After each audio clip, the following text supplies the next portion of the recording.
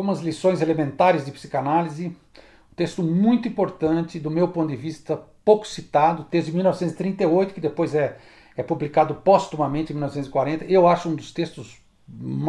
mais criativos de Freud. Ele tenta retomar a psicanálise, está no final da vida, em 38, ele tenta voltar lá para trás e encontrar o fio,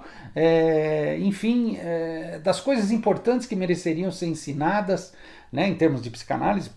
enfim, para quem está começando. Então é um texto bastante interessante porque ele é didático, não tem a pretensão de ser didático, mas acaba sendo um texto didático no qual Freud vai articulando os conceitos, como eles se montam, como eles se moldam, e principalmente como eles têm um corpo próprio, como eles têm uma dinâmica própria, e por que não dizer também uma organicidade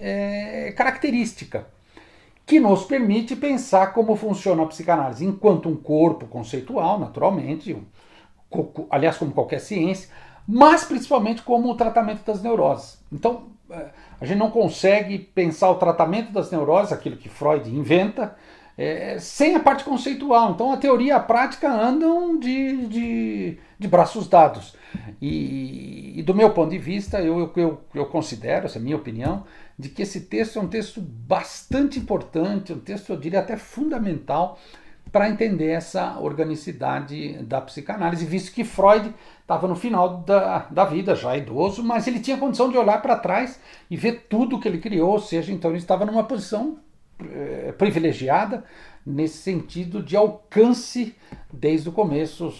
1890, ou seja, praticamente 50 anos antes. Ele começa essa aventura e ele já está no final dessa aventura, e ele traz meio que um diário de bordo dessa aventura, um diário de bordo conceitual, não historiográfico,